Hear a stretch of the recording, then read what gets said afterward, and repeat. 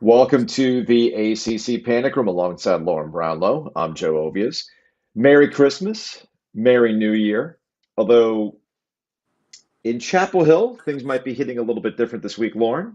And in Durham, things might be hitting a little bit differently as well. We've hit the weird point in the college football season where 9 wins on its own looks good, but upon further inspection, 9 wins can be empty calories for one team and a true achievement for the other. I love college football. I know, right? Like it was to the point where someone tweeted me last night. I don't know who they're a fan of actually. It Yeah. was like, what's Carolina going to do when Duke's passed them as a program? Now that Duke's passed them as a program. And I'm like, what? I forgot who it was, and apologies, but it was similar in the vein of, is Duke the best football program in the state, tying it all the way back to the start of the football season with App State And that's not to and their take away incredible from September.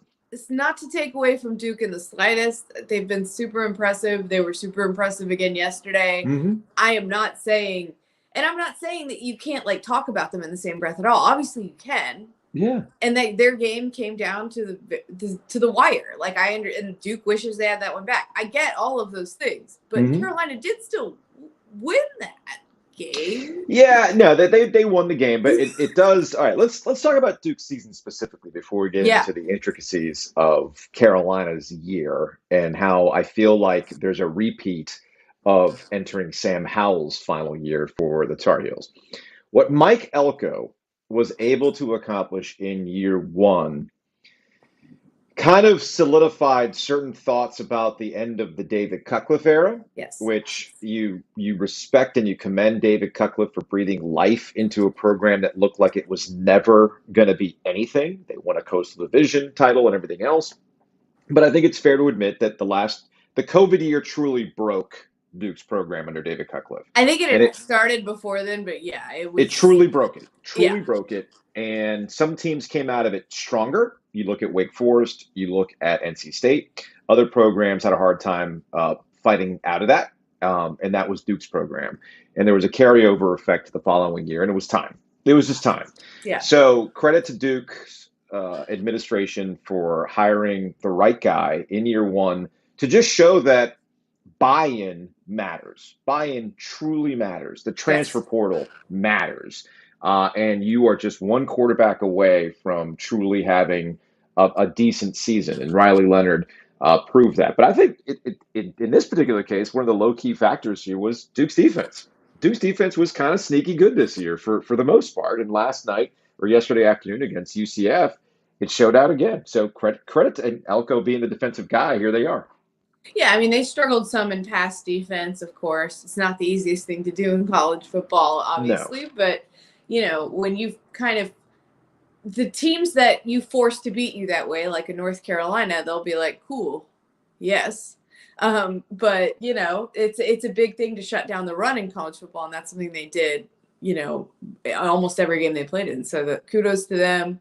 And they're fun to watch. Like their offense is fun to watch again, and Hmm. that's where it's like it's such a huge difference. It's night and day there. Like defense, I think they would always start the games playing out hard in the Cutcliffe era. Like they would start it out playing well, and then it Hmm. was like you could see them deflate as the offense turned it over and over again, or like kept going 3-and-out or whatever.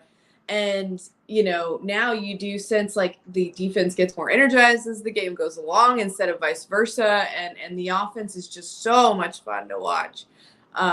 So yeah, like it's absolutely night and day, and with a lot of the same players, and it's just kind of wild to see what that does get you when you have a coach in there that I think everybody both likes and believes in. I think Hmm. everybody liked David Cutcliffe, but maybe they weren't so sold on his way working all that well by the end. No, no. Sometimes you do need an injection of new life, new ideas, new voices, and it clearly has worked out for Duke. Now Elko has the challenge of doing it again. Duke's not going to surprise anybody next season. I think there's a respect factor that goes into the ACC Coach of the Year that is Mike Elko. So again, if you had told me that Duke and Carolina were going to have the same win totals going into the season, my thought would have been, man, how bad did things go for UNC, right? Right. Instead, it's the flip. It's, man, how great of a season did Duke have in Mike Elko's first year? So again, I cannot say I can't speak highly enough of Duke's season, the way things played out in year one. I really don't think you could have drawn it up any better, except for maybe a win against North Carolina this year, which, as we discussed, as we discussed in that game, a call goes here or there. Who's to say? Sure. I mean, I think Duke, if I remember correctly off the top of my head, Duke had 2 touchdowns essentially taken off the board in that game. So officiating sometimes works for you, sometimes officiating works against you. And Carolina saw a little bit of that with people who were upset about some non-calls in the Oregon game. So speaking of the Tar Heels,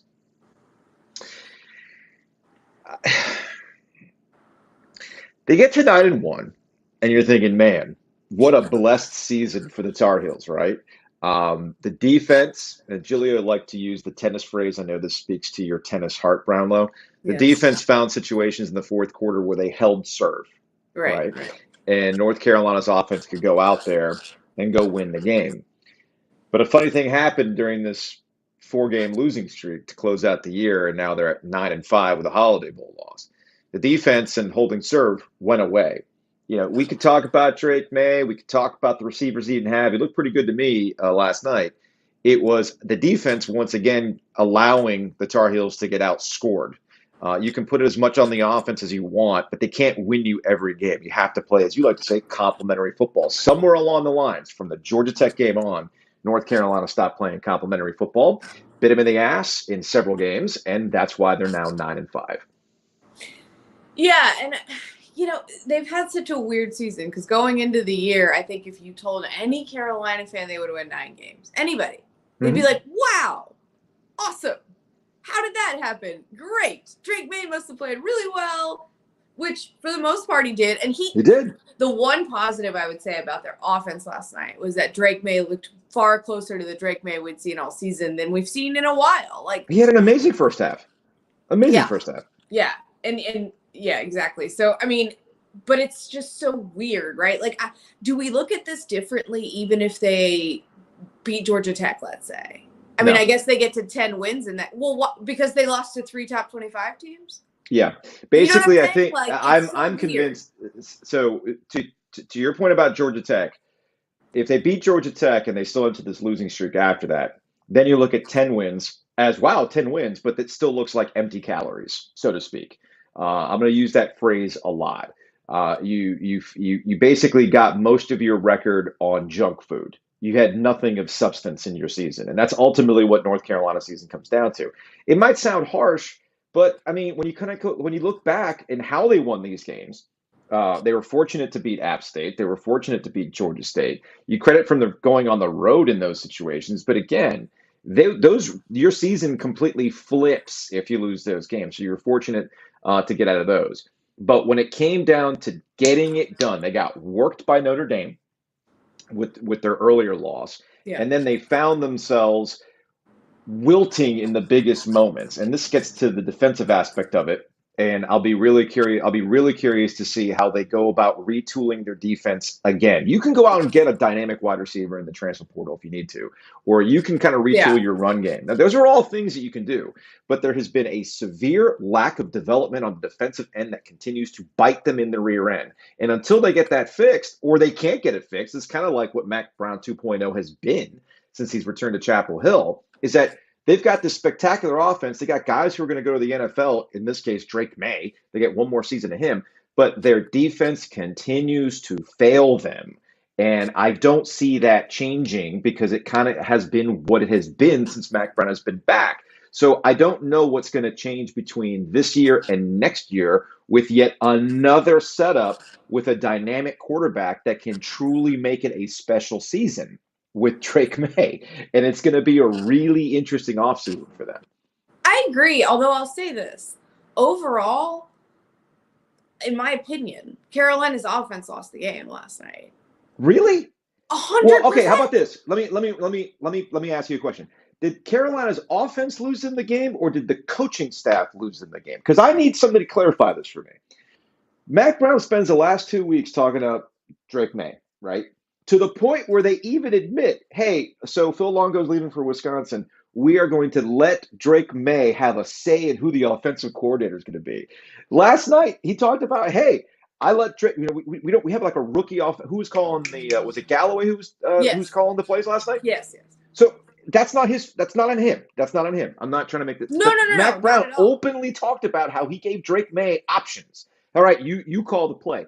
So explain to me why, in the most crucial moment of the game on a 4th and 2, you settled to go up 10 rather than 14. Explain that to me. That's on the coaching staff. That's not on Drake May. I'm Let not him saying cook. that it's on Drake May necessarily. What I Right. am, and you can, individual decisions aside, right, and those play a role as well. I'm not saying they don't. Here's my issue. That's like a top 8 offense in the country. Okay, it is the best offense Carolina has seen all year, and it's really not all that close. Okay, so for me, for them to do what they did against that offense was mind-blowing. I mean, there are teams that are better than Carolina on defense, much better, that have allowed more points to Oregon. Like, what didn't Georgia?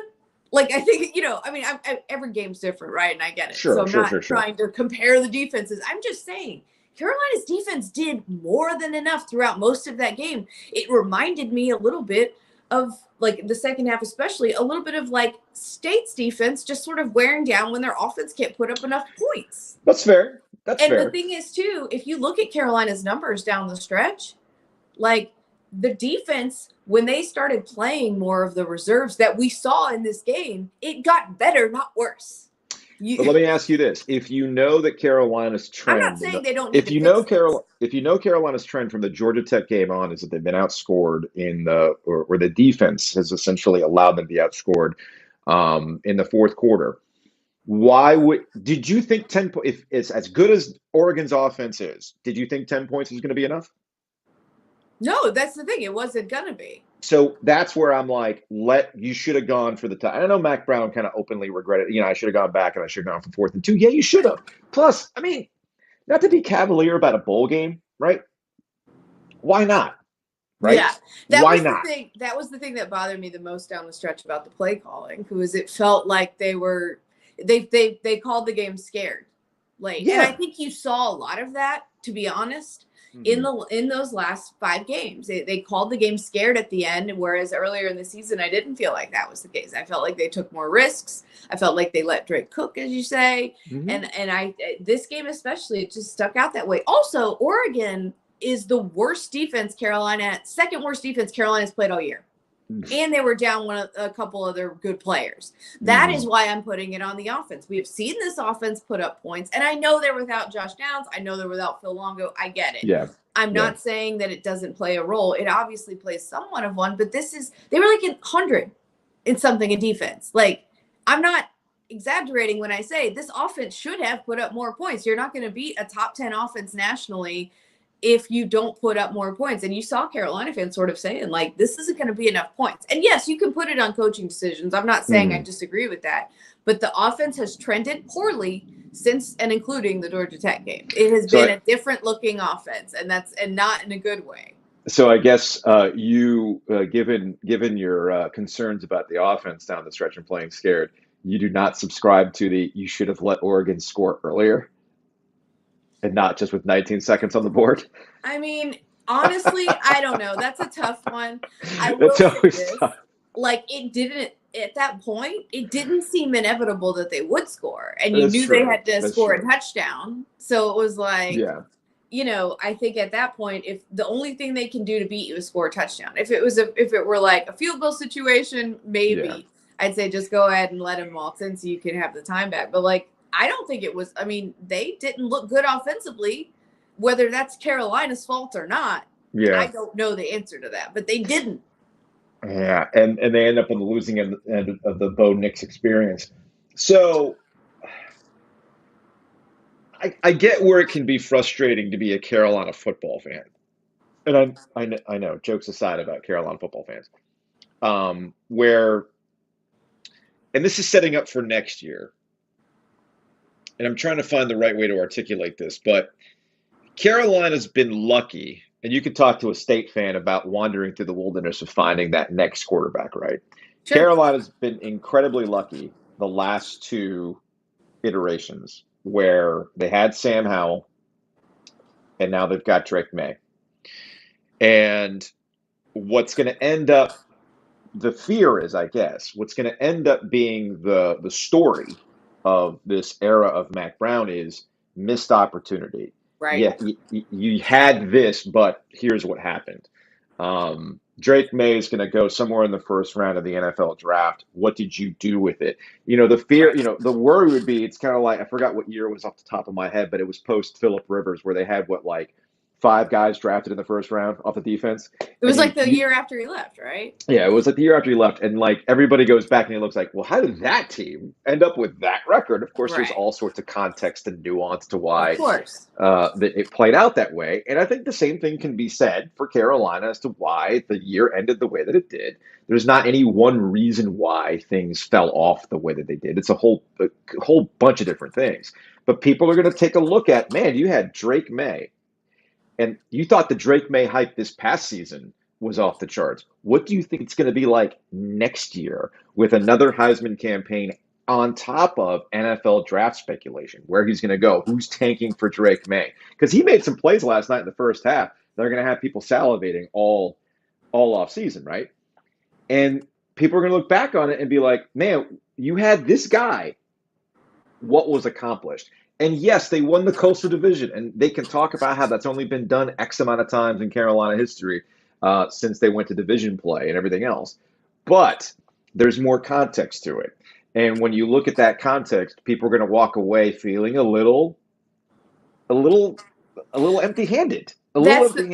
That's the thing that's so weird about it, right? Like, again, you tell any Carolina fan in the preseason they're winning 9 games and that you feel bad at the end of the year, and they some of them might say, yeah, that tracks, because they've ridden the Carolina football roller coaster before. Right. However, like, again, I think they feel like they do feel disappointment because even though 3 of those losses were to ranked teams down the stretch, 2 of them were very winnable for them, the state game and the Oregon game. And, and then to get to the ACC title game, where last time they were there against Clemson, they played them much closer, obviously, and they don't in that game. And then they're told that they weren't even prepared for Cade Klubnik. Cade Klubnik made the Heisman watch list based off that game.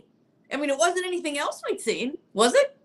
Like, literally, and that's the thing. Carolina's defense was bad in that game. That was the one exception down the stretch. But, like, State had the fewest yards per play Carolina had allowed all year, and then to hold Oregon's mighty offense, it's one thing. State's offense struggled all year. To hold Oregon in check like that, that was a whole other thing. Like, Bo Nix had a Heisman campaign of his own. Like, the fact that they were able to do that in a game that both teams clearly cared about, like, that was wild to me. But you look at it and you just go, man, you had these chances right there. I mean, they were up double digits on Georgia Tech too. That's a team they should have beaten.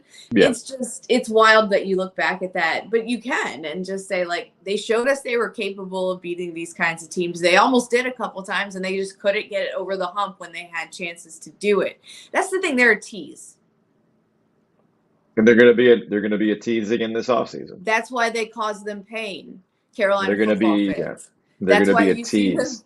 Guarded and pessimistic when games are late, because they tease you to make you think, could they do this? Like, could they pull off a win like this?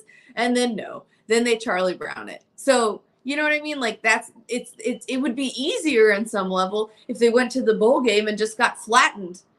It's like, all right, it's over with. Just rip the Band-Aid off. And instead they teased them to make them think they could win, and they made them invest. Yeah. Like, I hate when the Panthers do that too. Made them invest just to punch them in the face again. I mean, I saw people who were like, I'm not watching this game for my mental health, get sucked in by the fourth quarter and be like, well, okay, should have known. That's you on Sunday watching the Panthers against the Buccaneers, isn't it? Listen, I wouldn't say I've opened my heart back up again fully, because I do know better. I am rooting for Steve Wilkes. And I've gotten my fill of Tom Brady's Schadenfreude this year. Like, would I miss an opportunity to watch that again? Sunday is the true indicator of just how much of a hex Giselle put on Tom Brady. The true power of witchcraft is being tested on Sunday against the Buccaneers and the Panthers. Anyway, that's going to wrap it up for this edition of the ACC Panic Room. Although we're not done with the football season, NC State will have their bowl game on Friday. I'm weirdly excited for this game. A State Maryland game. Just keep Phillip Rivers away from Bank of America Stadium. Or Russell Wilson too, right? Well, you want to keep Russell Wilson away from everything at this point in time. Yeah, State fans are like, Wisconsin quarterback. We are not riding. Sorry, we're not going to ride. Anyway, that's going to wrap it up for this edition of the ACC Panic Room. We'll see you all later in the week.